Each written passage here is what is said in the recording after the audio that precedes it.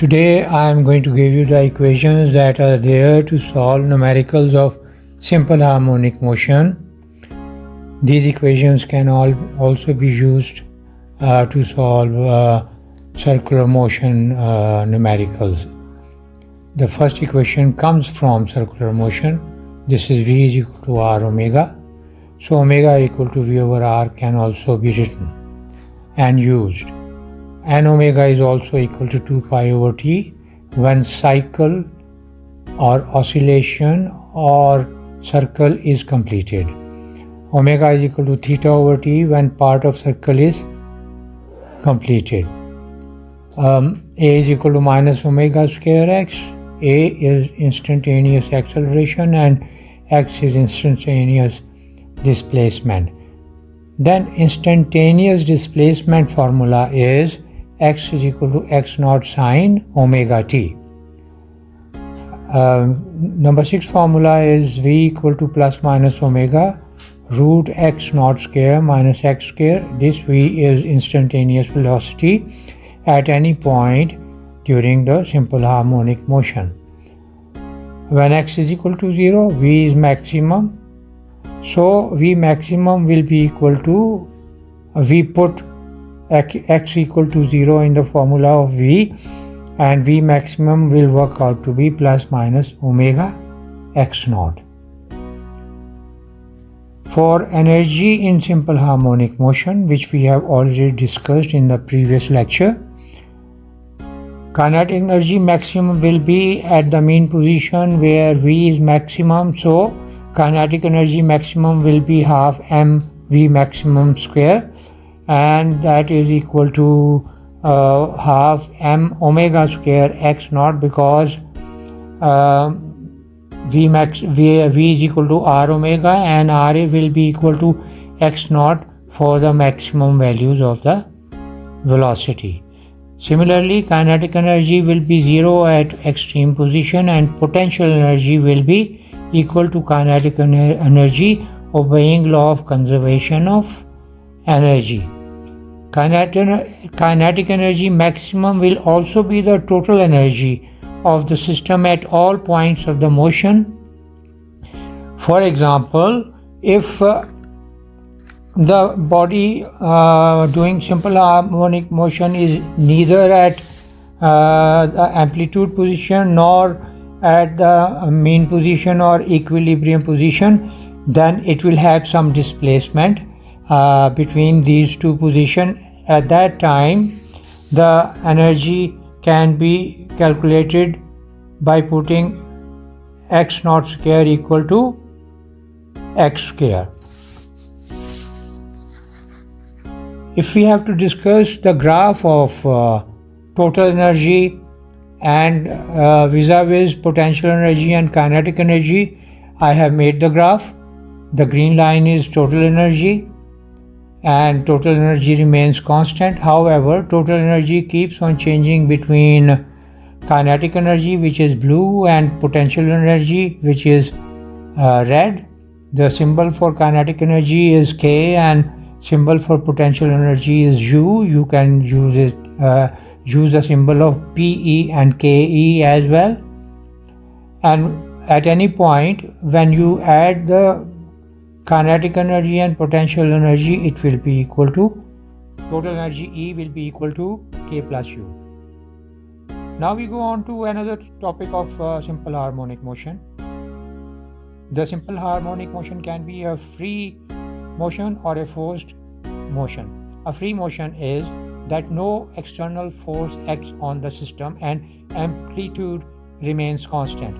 This you can say that we assume it, or it is an imaginary motion, because in our day-to-day life, taking the example of pendulum, taking the example of any other simple harmonic motion object like the pendulum of a wall clock or the wooden block which was attached to spring and so on, they all undergo reduction in the amplitude due to the internal frictions of the system, and ultimately they come to a stop.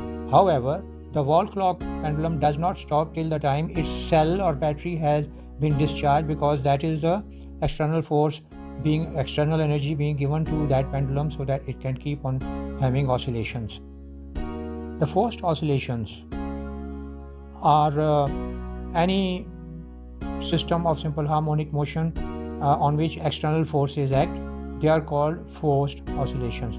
Now the external force could be of two types, one which reduces the amplitude as the time passes, and the other which increases the amplitude when the force is applied. So first of all, we discuss the force which reduces the amplitude, and this effect of reduction in the amplitude of the system is called damping.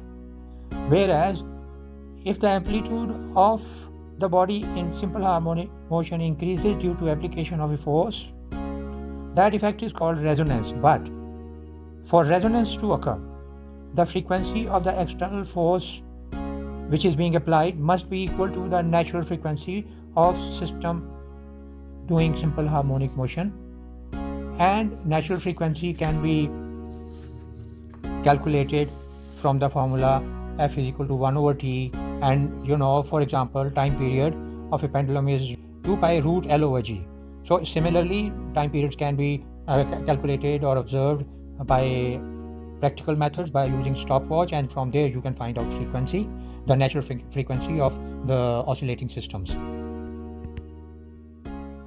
Now we go on to the graphs of damping and the types of damping. I have made a displacement time graph in which with different colors I have shown.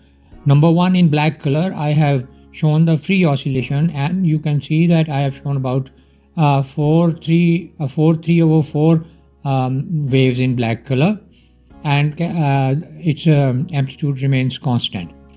Then in blue color I have shown light damping. Light damping means that the oscillating system is in a liquid or in air, and the friction is not too much. So what happens is that the amplitude of the oscillating system starts to reduce gradually. This is also called exponentially the amplitude reduces. When the black curve has completed 4 time periods, at that time the blue curve has completed about 2.5 or 2.75 time periods. That means that the blue curve's time period has increased, and when time period increases, the frequency of the wave decreases. You must understand this. Then red curve is for critical damping. The red curve, after having disturbed, it immediately comes to its mean position and stops there. It doesn't keep oscillating. This type of curves are of specially designed shock absorbers in the automobiles and so many other machineries. So this is called critical damping.